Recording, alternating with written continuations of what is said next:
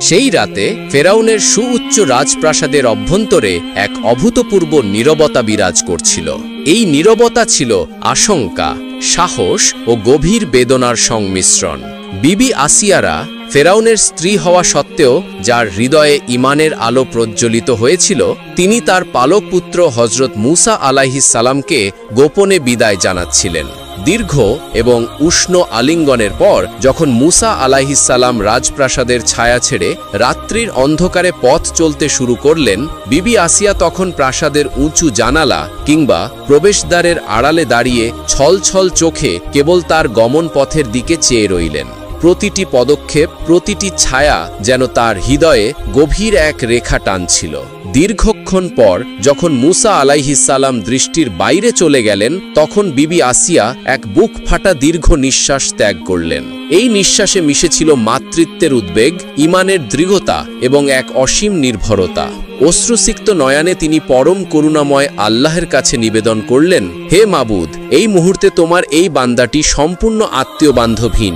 এই বিশাল পৃথিবীতে সে একা। আমি তাকে তোমার হাতেই সমর্পণ করলাম। হে সর্বশক্তিমান, তুমি একে প্রতিটি বিপদ আপদ হতে রক্ষা করো এবং তার অভীষ্ট লক্ষ্য অর্জনে সহায় হও। পরদিন সকালে যখন রাজপ্রাসাদ দিনের আলোয় আলোকিত, ঠিক তখনই ঘটল সেই চরম মুহূর্ত। মূসা আলাইহিস সালামের অনুপস্থিতির খবর পেয়ে ফেরাউনের নির্দেশে শাহী মহলে কতিপয় সশস্ত্র ক্রুদ্ধ লোক এসে উপস্থিত হল। তা মূসা আলাইহিস সালামকে পাকড়াও করার উদ্দেশ্যে তার শয়নকক্ষে প্রবেশ করল, কিন্তু ঘরটি ছিল শূন্য। সেই কক্ষে মূসা আলাইহিস সালামকে দেখতে না পেয়ে তারা রাজমহলের প্রতিটি কোণা, প্রতিটি কক্ষ, এমনকি প্রতিটি আড়াল তন্ন তন্ন করে খুঁজতে লাগলো। কিন্তু মূসা আলাইহিস সালাম ছিলেন আল্লাহের হেফাজতে, তাই তাদের সকল প্রচেষ্টা ব্যর্থ হলো। শেষ পর্যন্ত হতাশ হয়ে তারা বাদশাহের কাছে গিয়ে বলল, বাদশাহ জারামা, আমরা মোহনে সর্বত্র প্রতিটি গোপন স্থান খুঁজে দেখলাম, কিন্তু মূসা আলাইহিস সালামের কোনো চিহ্ন পেলাম না। আমাদের মনে হয় আপনার ভয়ে সে অন্য কোনো স্থানে পালিয়েছে, যার খবর আমরা এখনো পাইনি। তাদের এই কথা শুনে ফেরাউনের আর বুঝতে বাকি রইল না যে এটা তার স্ত্রী বিবি আসিয়ারই কাজ।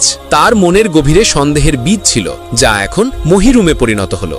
ফেরাউন নিশ্চিত হলো যে আসিয়া হয় মূসা আলাইহিস সালামকে গোপন করেছে অথবা তাকে নিরাপদ স্থানে সরিয়ে দিতে সাহায্য করেছে। ক্রোধে অগ্নিশর্মা হয়ে ফেরাউন তৎক্ষণাৎ তার সশস্ত্র বাহিনীকে নির্দেশ দিল, তোমরা মুহূর্ত দেরি না করে রাজ্যের সর্বত্র লোক নিযুক্ত করো। প্রতিটি পথে, প্রতিটি জনপদে তার খোঁজ চালাও। যে করেই হোক মূসাকে খুঁজে বের করতেই হবে। তাকে জীবিত বা মৃত আমার সামনে হাজির করো। ফেরাউনের কথা মতো তার সশস্ত্র বাহিনী মূসা আলাইহিস সালামের খোঁজে চারিদিকে উন্মত্তের মতো বেরিয়ে পড়ল। ওদিকে দেশের সীমান্তগুলো সর্বক্ষণই কঠোর সামরিক প্রহরায় পূর্ব হতেই ছিল। কিন্তু আল্লাহর অসীম রহমত যখন কোনো বান্দার সহায় হয়, তখন জাগতিক কোনো বাধাই তাকে আটকাতে পারে না। মূসা আলাইহিস সালাম আল্লাহর অনুগ্রহে জনৈক কৃপ্তির ছদ্মবেশ ধারণ করে ফেরাউনের সৈন্যদের চোখে ধুলো দিয়ে নির্বিঘ্নেই মিশর সীমান্ত অতিক্রম করে নিরাপদ গন্তব্য মাদায়েনে গিয়ে পৌঁছালেন। ফেরাউনের সশস্ত্র বাহিনী যখন মিশরের সর্বত্র খোঁজাখুঁজি করেও মূসা আলাইহিস সালামের কোনো খবর বা চিহ্ন পেল না, তখন তারা খালি হাতে ফেরাউনের রাজপ্রাসাদে ফিরে এলো। এই ব্যর্থতার ফলে মূসা আলাইহিস সালামকে সাহায্য করার সন্দেহে ফেরাউনের ক্রোধের শিকার হলেন বিবি আসিয়ার। ফেরাউন এমনিতেই আসিয়ার প্রতি ক্রুদ্ধ ও সন্দিহান ছিল, এবার সে তার উপর আরও বেশি ক্ষুব্ধ ও রুষ্ট হলো। এখানে উল্লেখ্য, বিবি আসিয়ার রাজমহলে আগমনের পর থেকে ফেরাউনের সাথে তার দাম্পত্য জীবন বেশ সুখী ও শান্তিময় চলছিল। যুগল স্বামী স্ত্রীর মধ্যে সাংসারিক কোনো দিক দিয়ে পারিবারিক অশান্তি বা মনোমালিন্য ছিল না। আসিয়ার আগমনের অনেক দিন কেটে গিয়েছিল এবং এই সময়ের মধ্যে তিনি 7টি সন্তানের জননী হয়েছিলেন। তবে যে সত্য গোপন থাকে তা একদিন প্রকাশ পেতেই হয়। অতঃপর একদিন গভীর রাত্রে যখন রাজপ্রাসাদ ঘুমে আচ্ছন্ন, ঠিক সেই সময় ফেরাউন শুনল আসিয়া তার শয়নকক্ষের অভ্যন্তরে বসে পরম প্রভুর কাছে গভীর মোনাজাত করে বলছেন, হে দয়াময়, তুমি হযরত মূসা আলাইহিস সালামকে তার অভীষ্ট লক্ষ্য সাধনে সফল করে দিও এবং সর্বরকম বিপদ আপদ ও প্রতিবন্ধকতা হতে রক্ষা করো। আর আমার স্বামী ফেরাউনের এই মিথ্যা দর্প ও অহংকার চূর্ণ করে দাও এবং দেশের দুর্বল মানুষদেরকে তোমার সত্য ও সঠিক পথে ফিরে আসার তৌফিক দাও। এই মোনাজাতের কথাগুলো ফেরাউনের কানে যেতেই তার বুঝতে বাকি রইল না যে তার নিজ প্রাসাদের অভ্যন্তরে তার পত্নী তার বিরুদ্ধে অন্য এক শক্তির উপাসনা করছে এবং মূসা আলাইহিস সালামের পক্ষ নিচ্ছে। আসিয়ার ঈমান এখন চরম পরীক্ষার মুখে এসে দাঁড়ালো। আসিয়ার এই গোপন মোনাজাত শুনে ফেরাউন আর ধৈর্য রাখতে পারল না। সে উগ্র মূর্তি ধারণ করে সে মুহূর্তে আসিয়ার গৃহে প্রবেশ করে ক্ষুব্ধ কণ্ঠে বলল, আসিয়া, এ শেষবার, একবার নয়, দুবার নয়, বারবার আমি তোমার অপরাধ ক্ষমা করছি। বারবার আমি সাবধান করছি তুমি ওই নাম আর মুখে আনবে না, কিন্তু আমার কথায় তুমি ভ্রুক্ষেপ করছো না। আমার নির্দেশের কোনো মূল্যই তুমি দিচ্ছ না। তুমি আমার গৃহে অবস্থান করে আমার অন্ন খেয়ে পালিত হয়ে আমাকে এরূপ অপমান করার সাহস ও স্পর্ধা কার কাছ হতে লাভ করেছ? এবার আমি তা দেখব এবার তোমাকে আমার শাস্তি থেকে কে এসে রক্ষা করে। তোমাকেই নয়, তোমার সাথে আমার অবাধ্য সন্তানগুলোকেও অন্ধকার কারাগারে আবদ্ধ করে তিলে তিলে সাজা দিয়ে মারব। তখন বুঝবে ফেরাউনের নির্দেশ রক্ষা করার মূল্য কত অধিক। এভাবে গর্জন করে ফেরাউন বিবি আসিয়ার ঘর থেকে বের হয়ে গেল। পরদিন সকালে ফেরাউন তার কতিপয় অনুচরকে আদেশ করল, তোমরা আমার অবাধ্য বেগম এবং তার সন্তানগণকে বন্দী করে কারাগারের অন্ধকার প্রকোষ্ঠে রেখে দাও। ফেরাউনের এমন আদেশ শুনে তার অনুচরগণ সকলেই শিউরে উঠল। তারা সকলে কিংকর্তব্য বিমূঢ় হয়ে পড়ল, কারণ বিবি আসিয়ার মতো সতী মহিলা এবং তার পুত্রগণের মতো উত্তম লোকদের প্রতি বাদশার এমন নিষ্ঠুর শাস্তির আদেশ তাদের ধারণারও অগোচরে ছিল। তাই তারা যে যেখানে ছিল দাঁড়িয়ে রইল, এক পাও নড়ল না। ফেরাউন এবার তাদের প্রতি সগর্জনে ধমক দিয়ে বলে উঠল, আমার নির্দেশ পালনে এত বিলম্ব কেন?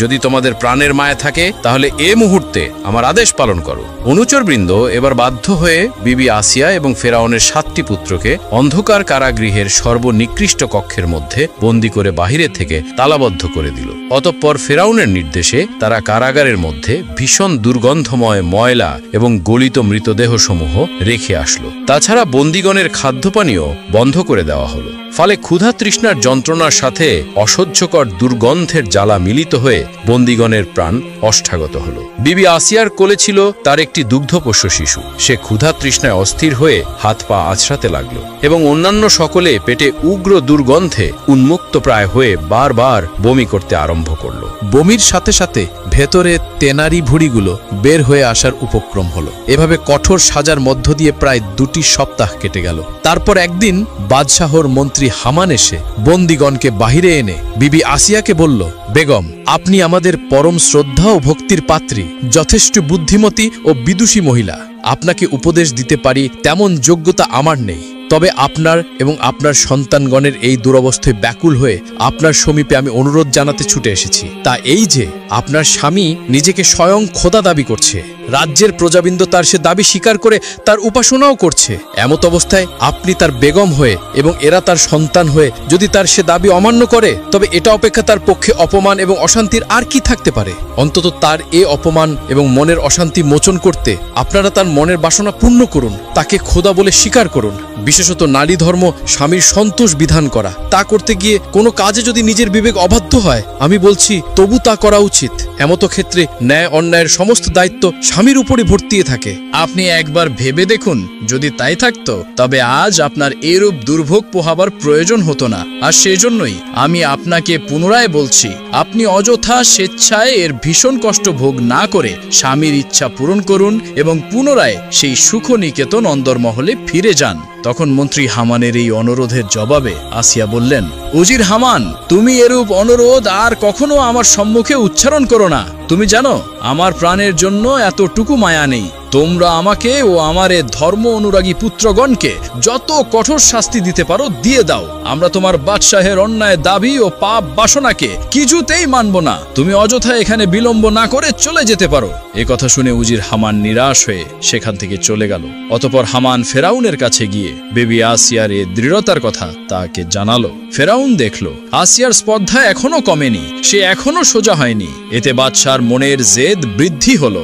যেভাবেই হোক পত্নী ও পুত্রগণকে তার নিকট নতি স্বীকারে বাধ্য করতে সে আরো ভয়ঙ্কর হয়ে উঠল। তাই ফেরাউন তখনই তার কারাগারের প্রহরীগণকে রাজপ্রাসাদে ডাকল এবং তাদের আদেশ করল, তোমরা প্রতিদিন বন্দীগণকে দীর্ঘ সময় চাবুক দ্বারা প্রচণ্ড বেগে প্রহার করবে ও রাত্রে যাতে মেঝের ওপর শুতে না পারে সেজন্য তাদের 2 হাতে রশি বেঁধে ছাদের শূন্যে ঝুলে রাখবে, যেন নিজে ভূমির সাথে স্পর্শ না করে। বাদশাহ ফেরাউনের এ নিষ্ঠুর আদেশ সঙ্গে সঙ্গে পালিত হল। প্রহরীদের লিদারণ শাস্তি প্রদান ও প্রহারের আঘাতে আসিয়ার দুর্বল সন্তানগণ বুক ফাটা চিৎকার আরম্ভ করল। কিন্তু কোন স্থান থেকে একটি লোক এসে তাদের এ ভীষণ কষ্ট হতে উদ্ধার করল না। তবু আল্লাহর কি অপূর্ব মর্জি, তারা এই অসহ্যকর শাস্তির মাঝেও তাদের ঈমান মজবুত রাখল। তাদের মনে এতটুকু মাত্র দুর্বলতা দেখা দিল না। বিবি আসিয়াকে স্বামীর আদেশে কারাগারের মেঝের ওপরে শুইয়ে দিয়ে তার বুকের ওপরে ভারী পাথর চাপিয়ে দেওয়া হলো, যার ফলে তার শ্বাস প্রশ্বাস প্রায় রুদ্ধ হয়ে আসত। কিন্তু এতেও তিনি কোনো কষ্ট বলেই বোধ করতেন না। তবে একদা আসিয়ার চোখের সামনে তার পুত্রগণ প্রহরীদের প্রহারের আঘাতে জর্জরিত হয়ে হাত পা আছড়াতে লাগলো। তা দেখে আসিয়া তার চোখের অশ্রু ধরে রাখতে পারলেন না। তাতে কখনো কখনো আমাকে এরূপ কাঁদিয়ে ফেলে। তার লক্ষ্য করে পুত্রগণ তাকে বলল, আম্মা, আপনার চোখে অশ্রু আসলো কেন? আসিয়া বললেন, বাবাগণ, তোমাদের এরূপ কষ্ট দেখে আমার হৃদয় সহ্য হচ্ছিল না, সেজন্য আমার চোখে দুফোঁটা অশ্রু এসে পড়ল। মাতা আসিয়ার এমন কথা শুনে তার পুত্রগণ বলল, আম্মা, আমাদের কষ্ট যতই হোক না কেন তাতে কি আছে? আমরা নিশ্চিত রূপে বিশ্বাস করি এই সাময়িক কষ্ট কিছুই নয়। এতে আমাদের যদি প্রাণ নিঃশেষ হয় তা হোক, কিন্তু এই কষ্ট সহ্য করে যদি আমাদের ঈমান বাঁচাতে পারি তবে পরকালে দয়াময় প্রভুর কৃপা আমরা অবশ্যই লাভ করব। পুত্রদের এরূপ মনোবল এবং বিশ্বাস দেখে বিবি আসিয়া অত্যন্ত আনন্দিত হলেন এবং এবার তার চক্ষু হতে দুটা অশ্রু গড়িয়ে পড়ল। হঠাৎ এই মুহূর্তে আসিয়ার আবার কি একটি কথা মনে পড়ে তিনি অঝরে কেঁদে ফেললেন।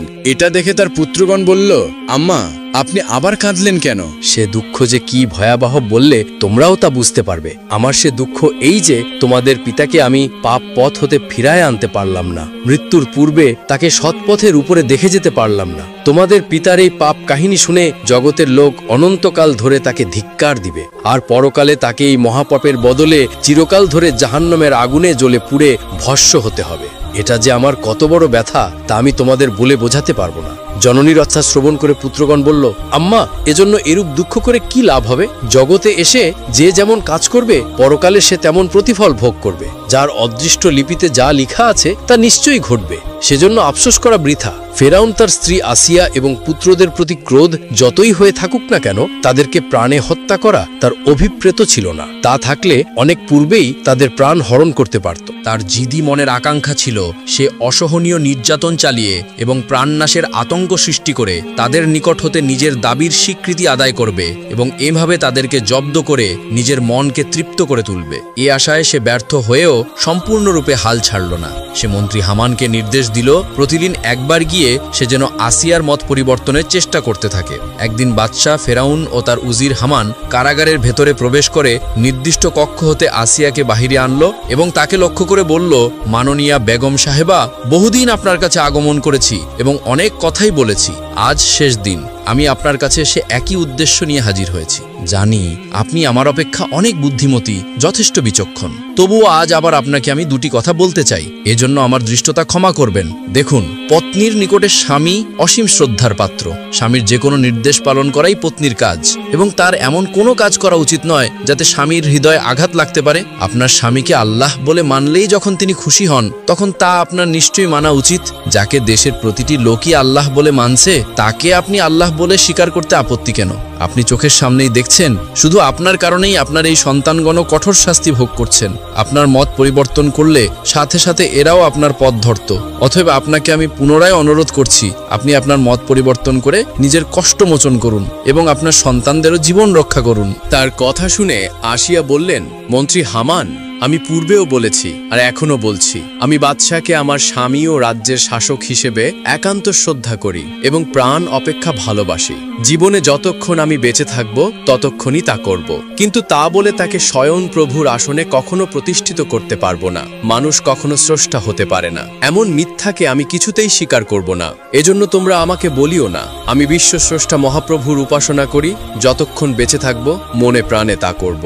কোনো অবস্থাতেই আমাকে এ পথ হতে ফেরাতে পারবে না। আসিয়ার স্বামী ফেরাউনও নিকটে উপস্থিত ছিল। তাকে লক্ষ্য করে আসিয়া বললেন, স্বামী, আপনি যাই ভাবুন না কেন, প্রাণের ভয়ে আমি এক বিন্দুও করি না। পুত্রদের প্রতি আপনার ব্যবহারও আমাকে টলাতে পারবে না। আপনার এই অন্যায় হতে যদি আপনি বিরত না হন তবে অচিরেই আপনার প্রতি আল্লাহর গজব নেমে আসবে, আর আপনি কোনো ক্রমেই সে গজব হতে রেহাই পাবেন না। তাই আমি এখনো আপনার কাছে অনুরোধ রাখছি, নিজের হিত ও স্বার্থের কথা ভেবেই আপনি এখনো সত্য সঠিক পথে ফিরে আসুন। বিবি আসিয়ার এই দৃঢ় বাক্য শুনেও মন্ত্রী হামান আরও একটিবার চেষ্টা করে দেখল।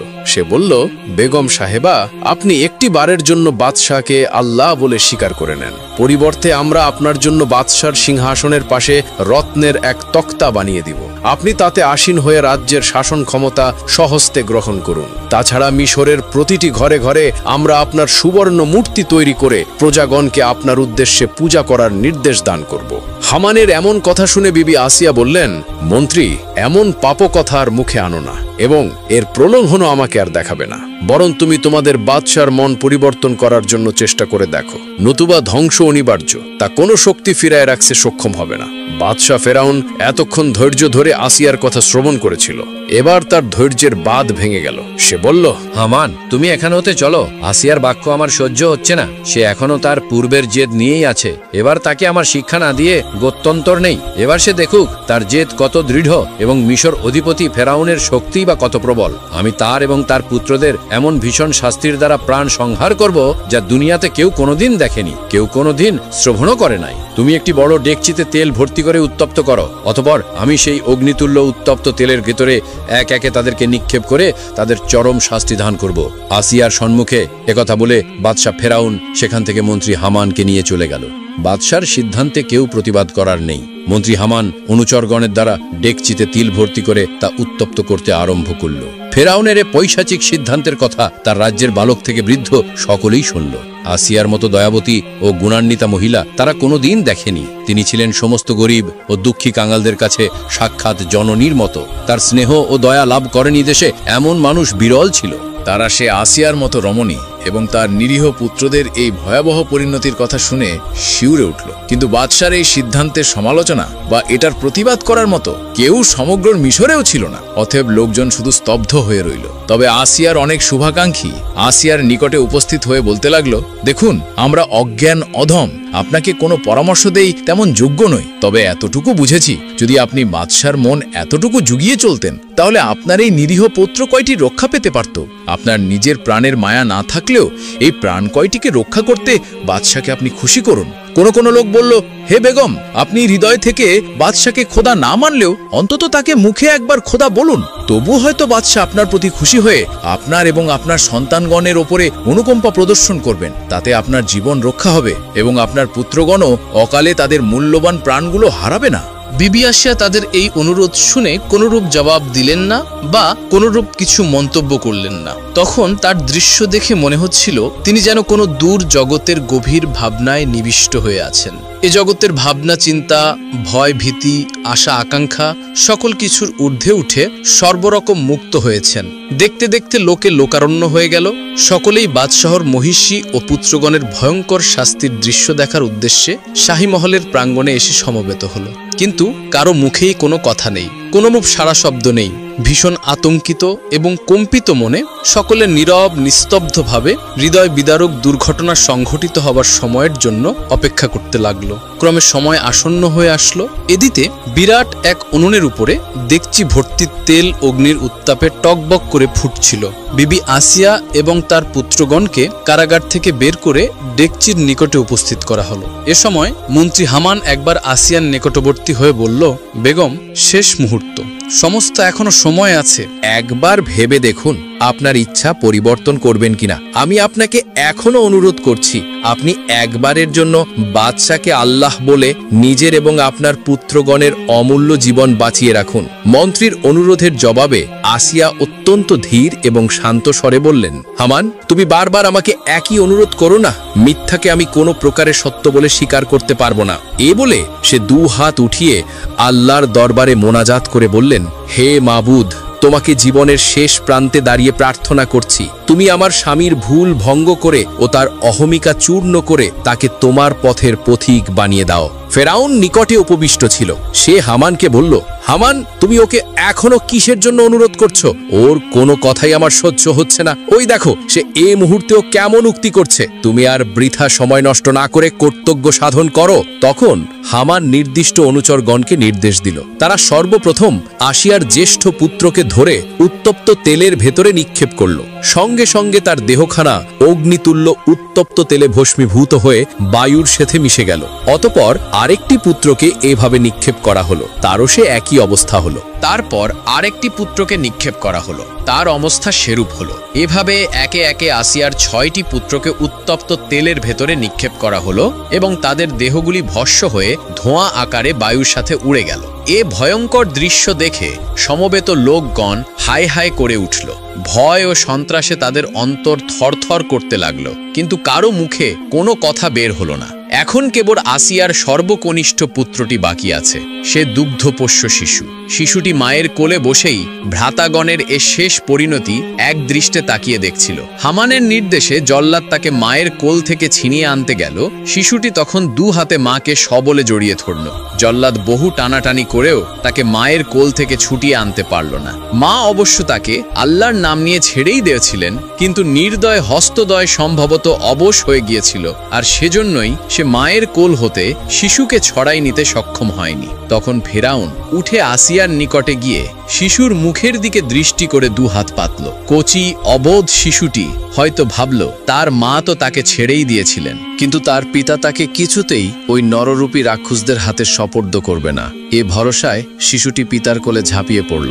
হায়, সে অবোধ শিশু কি তখন ভুলেও ভাবতে পারছিল যে তার পিতাই তাকে নিয়ে এ মুহূর্তে যে অভিনয় করবে তা মহাপাপী ইবলিসকেও হার মানিয়ে ছাড়বে। ইবলিস তা দেখে বিস্ময়ে বিমূঢ় হবে কিংবা লজ্জায় অধোবদন হয়ে থাকবে। পাষাণ হৃদয়ে ফেরাউনের মনে নিজের কচি শিশুটির করুণ চাহনি দেখে এতটুকু মায়া হলো না। সে পুত্রটিকে তার মায়ের কোল থেকে হাতে এনে সহস্তে তাকে উত্তপ্ত তেলের মধ্যে নিক্ষেপ করল। সমস্ত বাকরুদ্ধ উপস্থিত জনতা আবার হায় হায় করে উঠল। এবার তাদের সাথে মিশরের আকাশ, বাতাস, পশুপক্ষী, তৃণলতাও ওই একই আওয়াজে শরিক হলো। মুহূর্তে কচি ছেলেটির মাখনের মতো কোমল দেহটি উত্তপ্ত তেলে ভস্মীভূত হয়ে শূন্যে মিলে গেল। ঐশ্বর্য, প্রাচুর্য ও ক্ষমতার মোহে মদমত্ত ফেরাউন আজ এই যে মর্মবিদারক ঘটনার অবতারণা করল, তার সমগ্র মানব যতদিন এই পৃথিবীতে স্থায়ী থাকবে ততদিন শিহরিত মনে স্মরণ রাখবে এবং এই নিষ্ঠুর কলঙ্কিত কাহিনীর নায়ক ফেরাউনকে ধিক্কার দিতে থাকবে।